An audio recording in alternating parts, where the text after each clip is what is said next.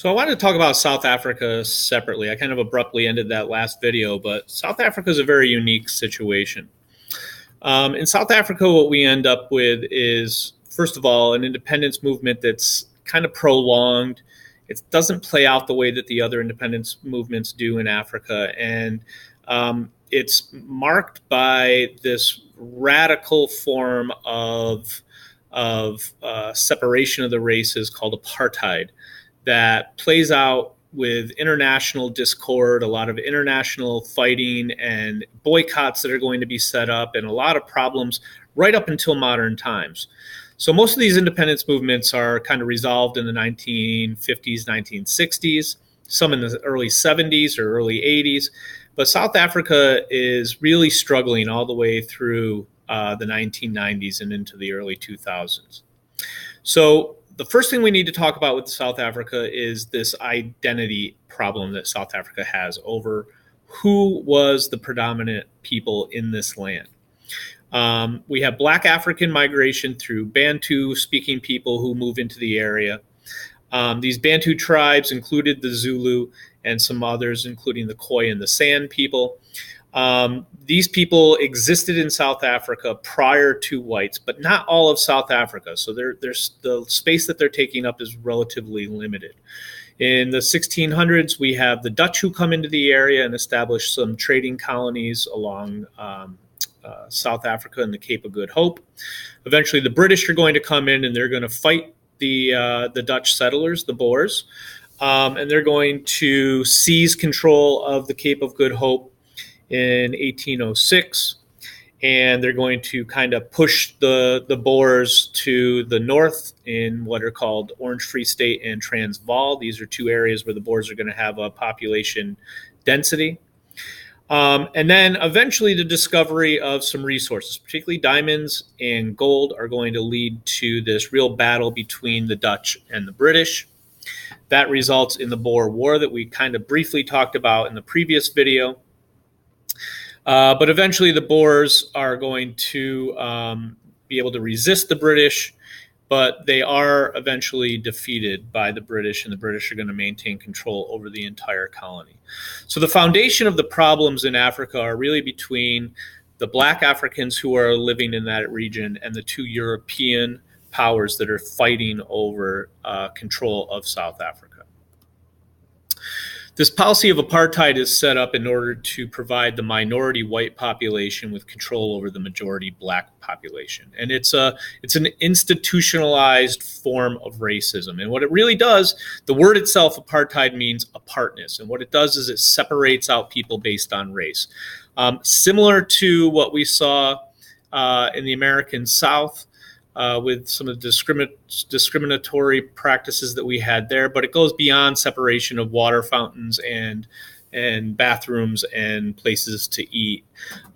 It's separate homelands. It's putting people into separate places to live. So blacks and whites didn't even live in the same villages, towns, or cities.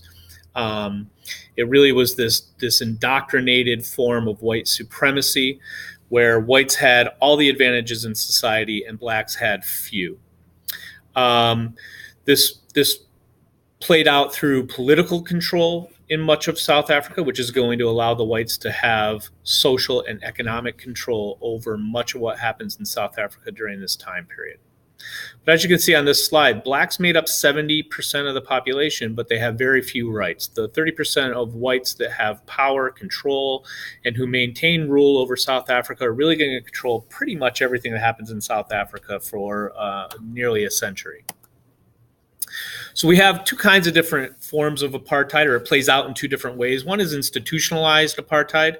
Institutionalized apartheid really allowed for separate homelands for people, places for blacks to live, places for whites to live. All citizens had to carry ID cards, basically like little passports that identified who they were, where they lived, and what race they belonged to. And each race also was basically forced to have certain jobs. It wasn't like it was mandated that you had to have certain jobs, but for the most part, you're going to have the whites controlling much of the business and politics, while the blacks do much of the menial and manual labor that's going to take place.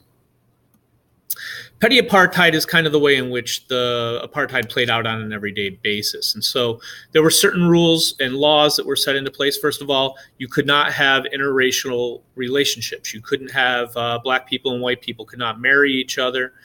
It provided certain access to colleges, universities, schools, jobs, government positions, all reserved for whites, whereas blacks were relegated to trying to make their way on their own.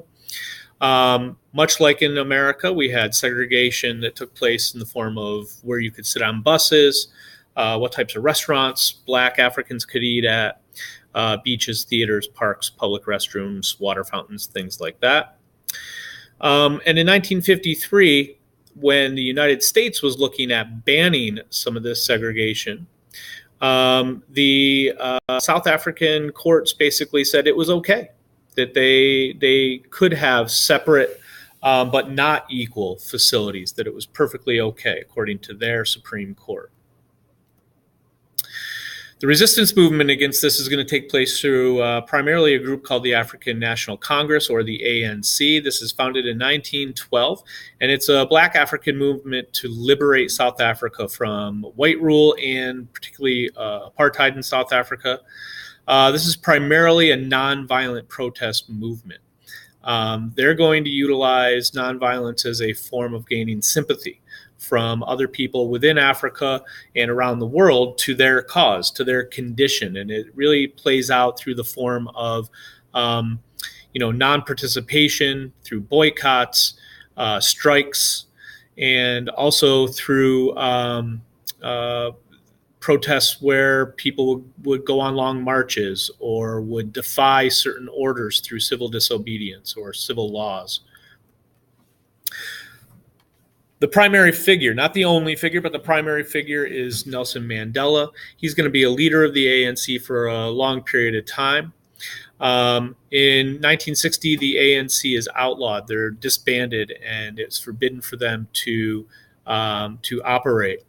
1962, Nelson Mandela, who is continuing this ANC struggle, is captured and he's thrown into jail. He's in jail for 30 years. In a place called Robben Island, which is an island off the coast of South Africa. And he's imprisoned on several different charges, ranging from violation of these ANC and racial laws, but also for violent crimes that he's been accused of. Eventually, in 1992, F.W. de Klerk, who's the president of South Africa at the time, gives the order for Mandela to be released. And upon his release, they also set up free and equal elections in South Africa for the first time. And Nelson Mandela becomes the first black president elected to be the leader of South Africa in 1994, and he serves for 5 years. In 1993, he and F.W. de Klerk, the white South African president, share the Nobel Peace Prize for their efforts in ending apartheid.